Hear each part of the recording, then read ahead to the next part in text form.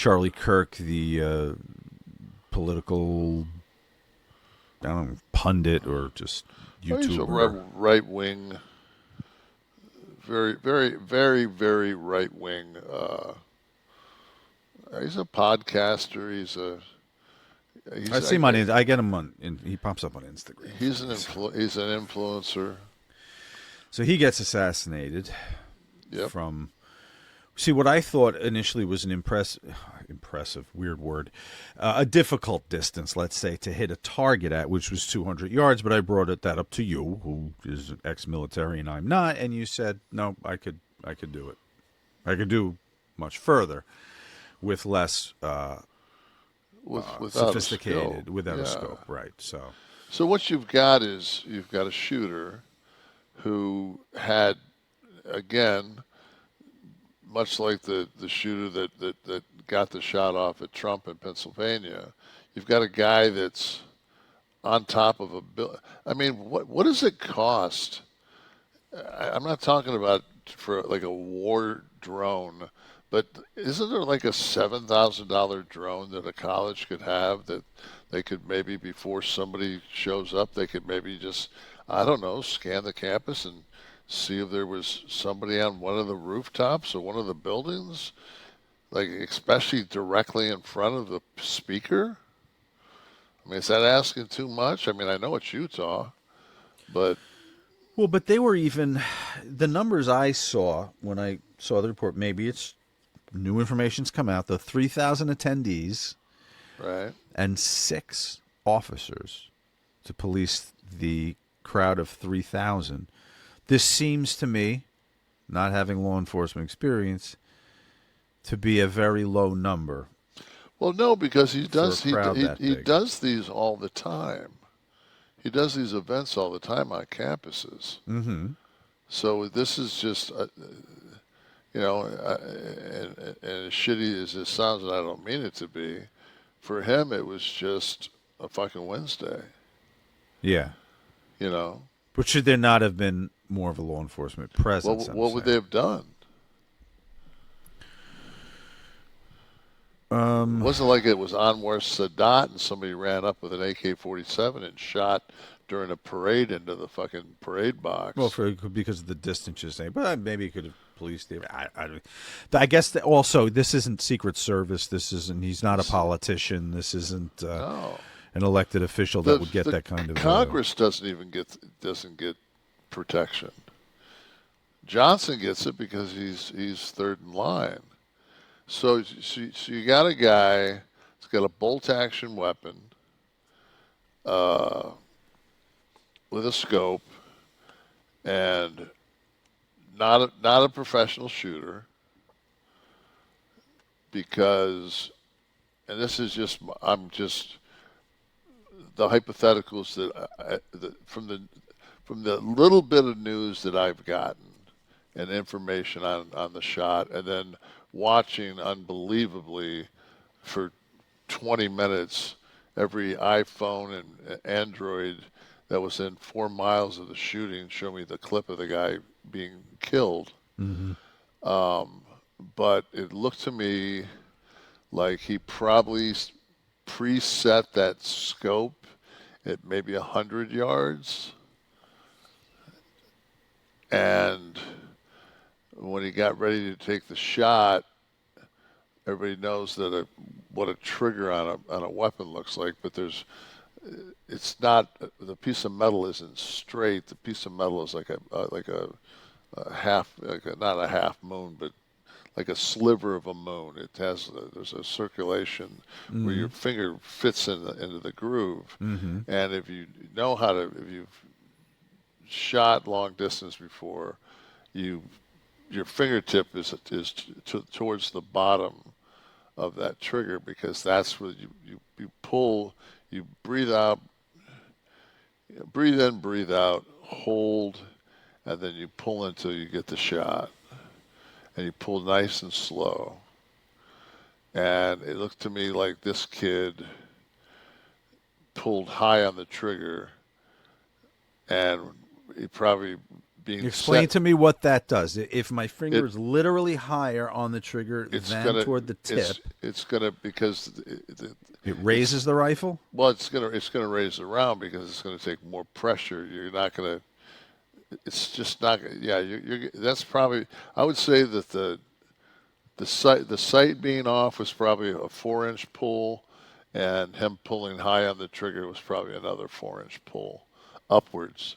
So he basically was going for a center mass left chest shot and ended up hitting him in his carotid artery or one of his Because of that 8-inch error difference. that you're talking about, right? Yeah.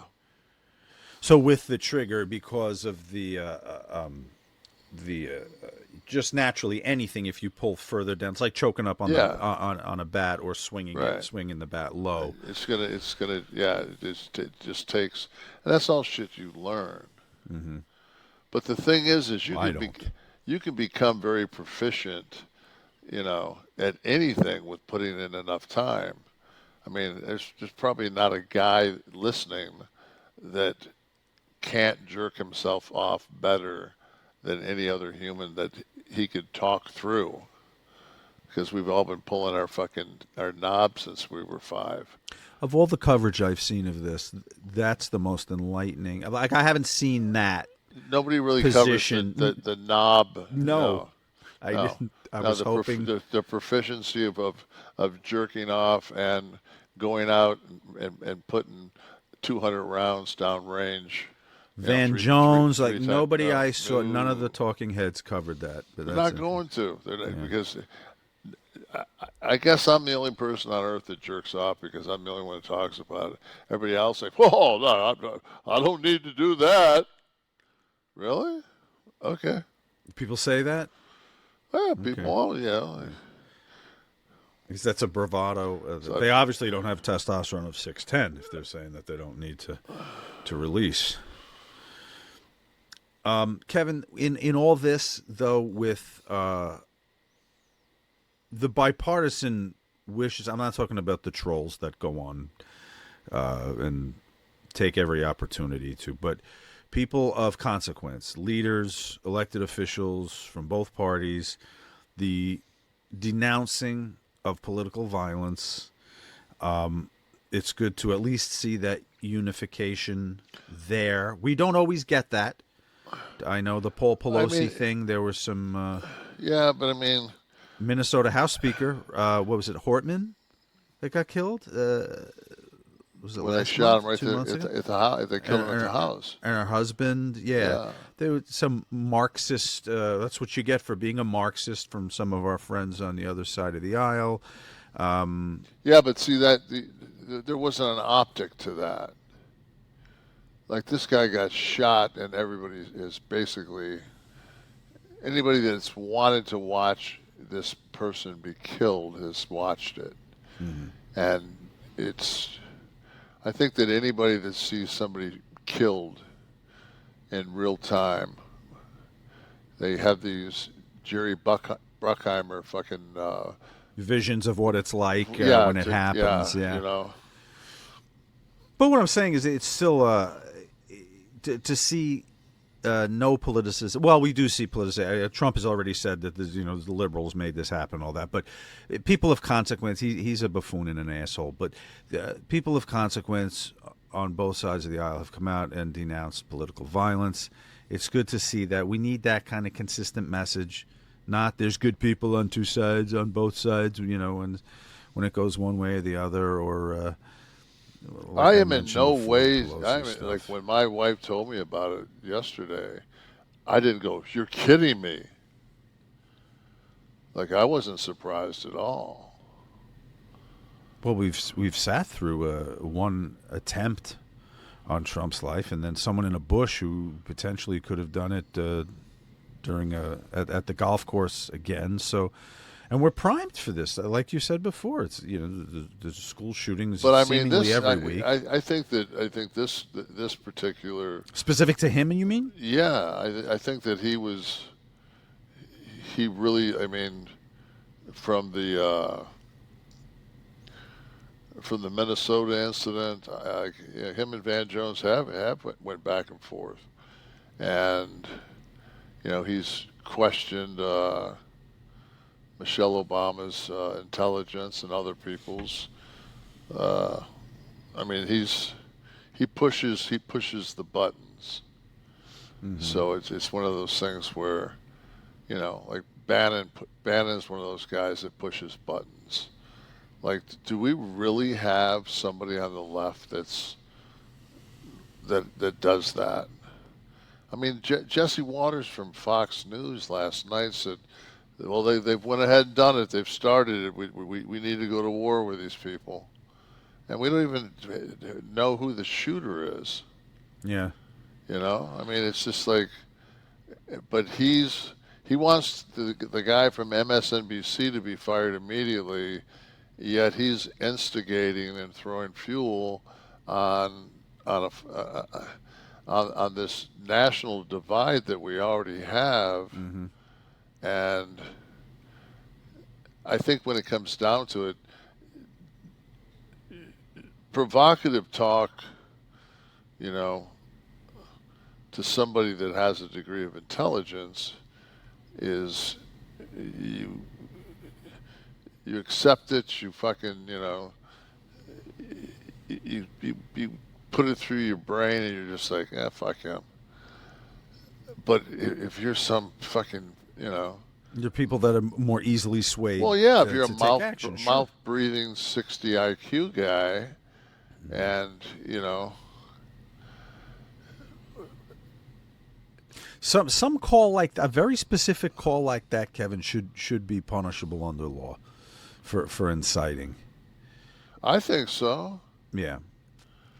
I think Jesse Waters should be held accountable for for running his dick sucker. Right. Yeah, that's what I mean. All I know is there's two little girls sitting somewhere right now and a wife. I know the wife's intelligent enough to know that her husband was putting himself in harm's way. But those little kids, man, like yeah, that's the first place. It's going to be a long time for them to be able to put those pieces together. And then to have basically your father's death archived on video. Yeah, that's horrific. Yeah, but that's the world we live in. It is. And to me, it's just like, I would have loved to have like debated and jousted with him, because he was smart. He was a fucking smart dude, and he knew how to push buttons. And on top of that, he went to these colleges, and basically he was like a heavyweight champion in his cause. And these idiots that are 7 hours out of high school would try to like engage with him. Yeah, try to spar with him, and it was, Well, I hope here we are again. I hope the bullshit ends. It's not going to. I mean, when you've got a administration that is giving high fives to each other as they go into a Korean automobile plant and find 400 Korean auto workers or workers that are involved in some form of kind of bringing along technology, and they just, it's like, wow, what are the chances that you'd find 400 Koreans at a Hyundai plant? Aren't they moving all the fentanyl? Aren't those the ones? Aren't we going to put the dent in that number? I don't think that the Hyundai plant? They're not moving as much as the Canadians. I mean, that Canadian fentanyl fucking, I think they moved a kilo last year across that border. No, it's just,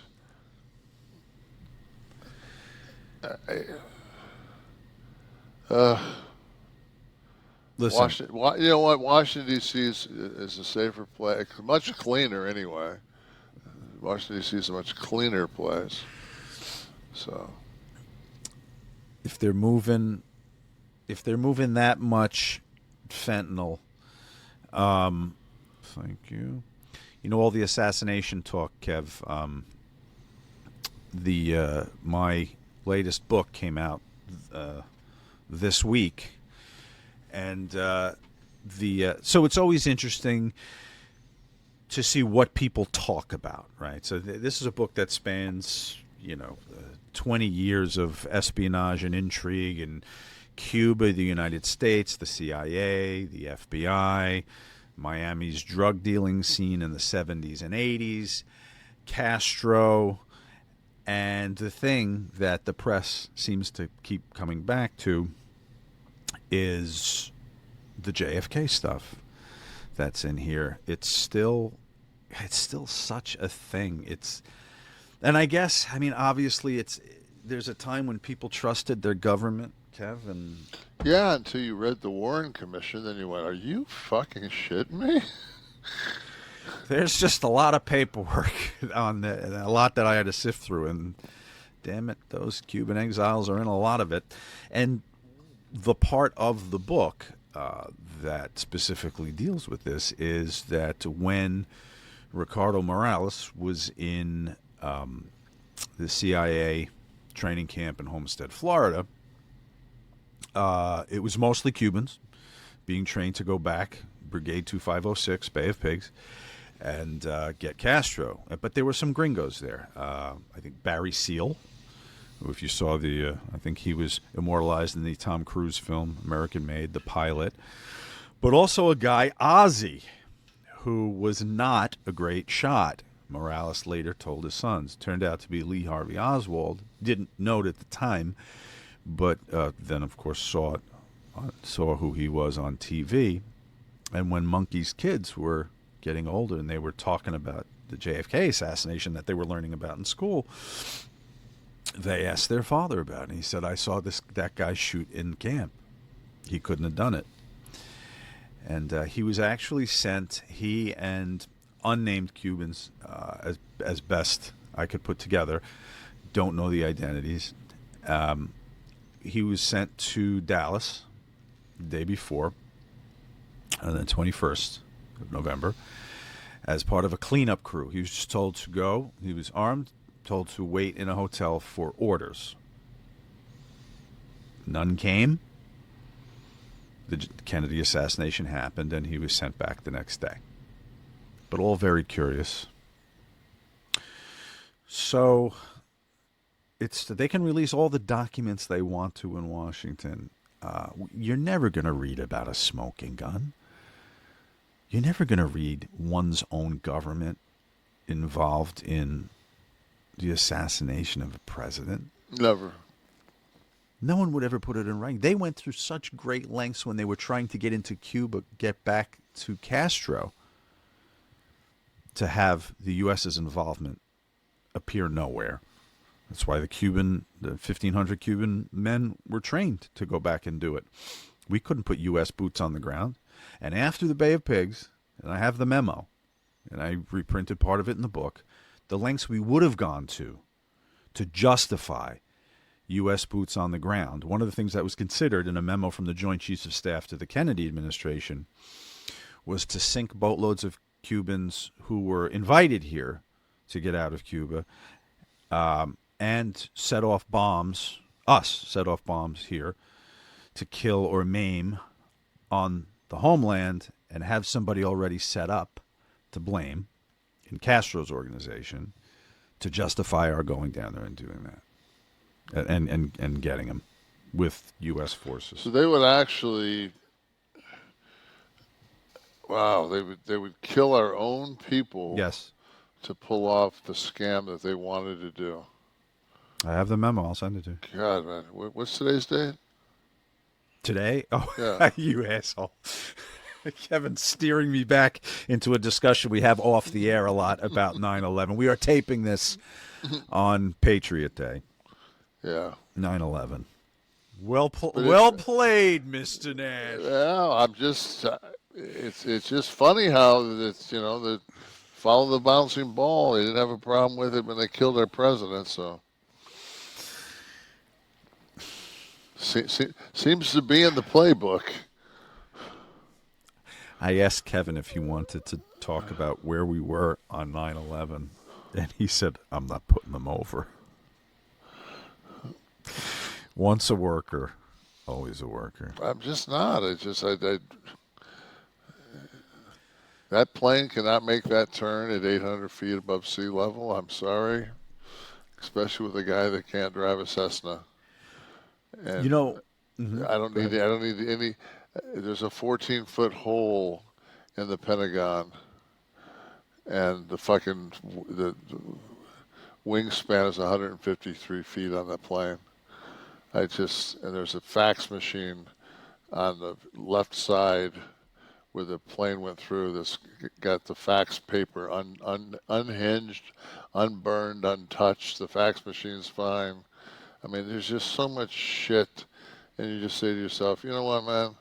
If you're gonna try to pull the wool over my eyes, at least you got to come at me with some game. So Mike M was listening last week, Kev, and he said this was a great episode. Just hearing Kevin vent and rant on everything from wrestling to the state of U.S. politics is certainly a breath of fresh air. It reminded me of the promo he cut the night after he dropped the belt to Brett, and he felt liberated. Thank you, Mike. first person to mention Vince McMahon as the owner of the company. Is that a fact? Yeah. That was a breaking of kayfabe. One of many, but yeah, One of many, but the first involving Vince as owner. Yeah. I I learn said something new every week. You missed the ball, Vince. You missed the ball. Is that the week you gave him the finger? No, I think That was later. that was once he became the character, Mr. McMahon. Yeah, but I mean, it's just, you know what?